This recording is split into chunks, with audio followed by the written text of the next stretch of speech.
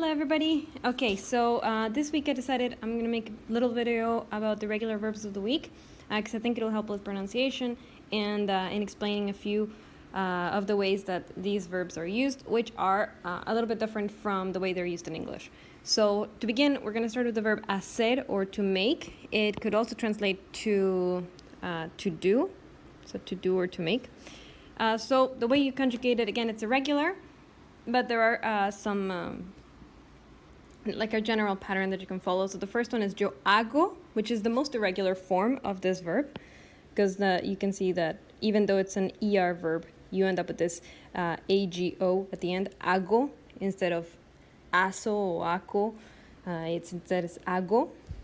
Then you have tu haces. Let me just get this. There we go.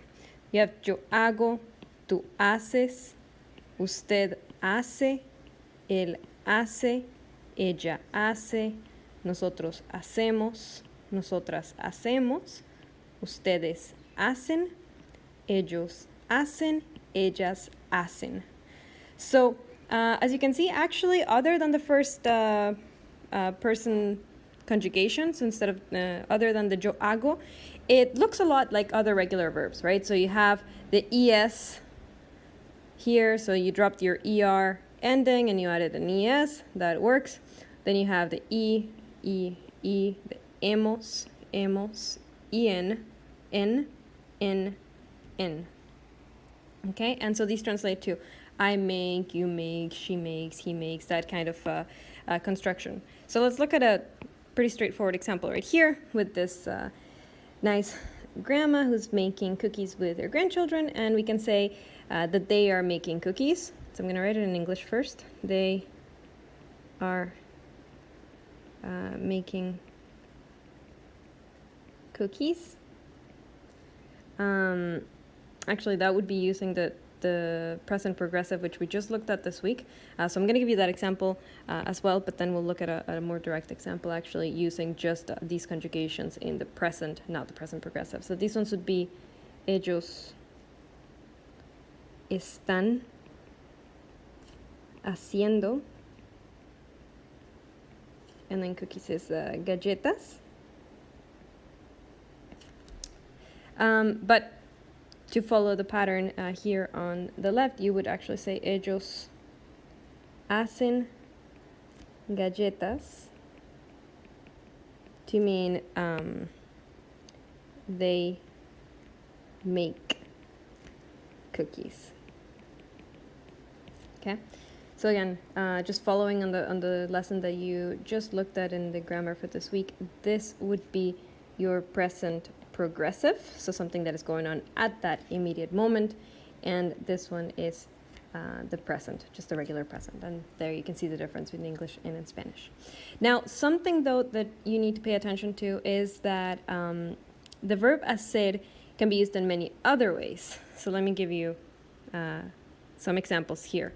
Number one, you can say it for doing your homework, right? So that's where, as I was saying just now, it can translate to do more than to make, right? So I can say something like, in the case of this little boy here, él hace su tarea. He's doing his homework, or he does his homework. Okay, so he does his homework.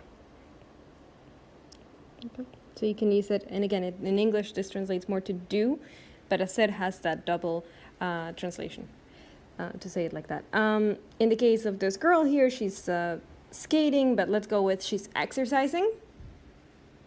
You can, in Spanish, we don't say I exercise like that directly, so in English you might say she exercises.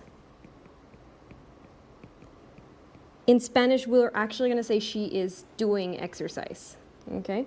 So every time, right? So she does exercise. In which case we would say ella hace ejercicio. Okay. And then finally, the other examples that I want to talk about is that the verb hacer is actually used a lot of the time or most of the time, for weather verbs. Okay, so it's actually, so something like it's hot today or it's cold. In Spanish, you would say that it is making hot or it's doing hot or it's doing cold. I know in English it sounds a little funny, but that's how we word it in Spanish. So in this first picture here, I would say, in English you would say, it is hot. In Spanish you will say, hace calor. Okay? Now, notice something else that I'm just going to mention briefly, and you don't have to think too much about it, but just keep it in mind.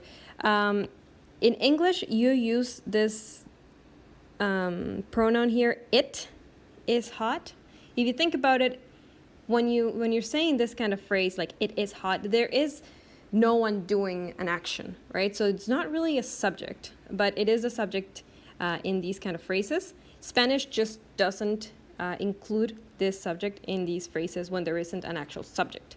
So when there's no one doing an action, we don't include anything, which is why here we don't say anything like él hace calor or ella hace calor, because it doesn't quite make sense. We just completely ignore the subject, just leave it blank, and we go straight to the verb to do. So we're literally saying it's, doing hot, and that's that. Similarly, let's look at another example to kind of talk about it, is in this one, in which it is cold. Let's say it is cold. And again, we don't translate this at all. We just don't use it in Spanish. So we're just going to say hace frío, for it is cold. And that's it for now, all that you need to know about this verb. One more thing I guess I can mention is in Spanish we might say just like this, hace calor, hace frío, to say like it is hot, it is cold. We can also say it is doing cold or it is doing hot, which again in English sounds really funny, but you can't say that. So we can say something like está haciendo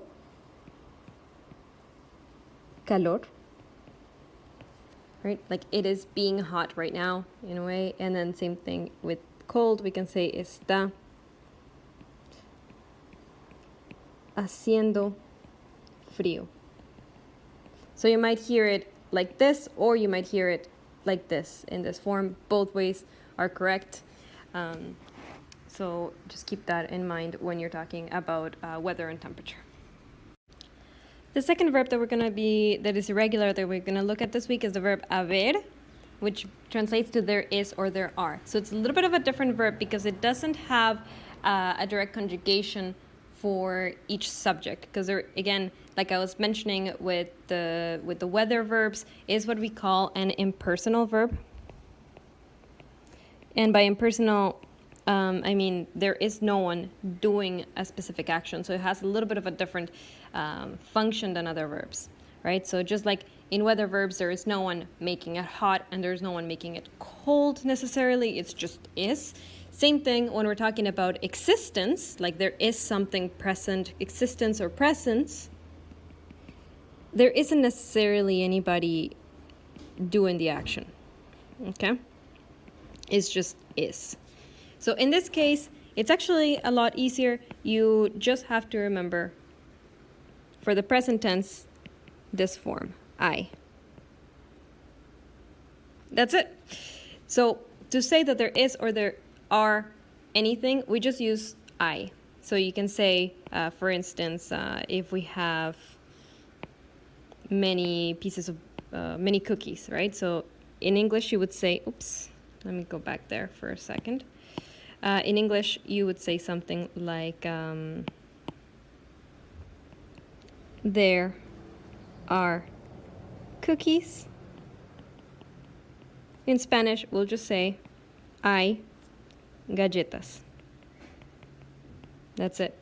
And it doesn't change. In English, you will see that this changes in relation to whether the thing that you're talking about, in this case cookies, is singular or plural. In Spanish it doesn't, right? So if you were saying, for example, there is a cookie,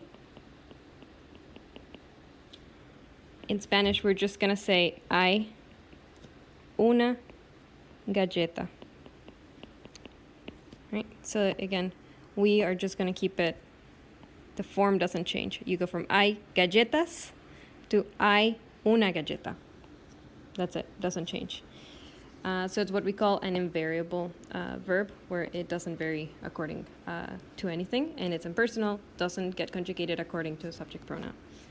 And that's all you gotta know for now in terms of the verb haber when it refers to existence or presence. There are other uses to this verb. One is in the sense of the need to do something. Okay, so in English, you might say something like, it is necessary to, or it is needed, or is necessary, it's kind of hard to translate, to jump today, for instance. In Spanish, we'll say something like, hay que saltar. So that's kind of like, we must jump, or one must jump. So this expression right here, hay que, indicates that kind of need or that sense of must, or it is necessary to, right? So again, if we remember that little boy in the previous slide, he's doing his homework, and his mom's saying, you know, you need to do your homework, or it is important that you do your homework, it is necessary that you do your homework. You'll say, she might say, hay que hacer la tarea. You must do your homework, or it is important that you do your homework.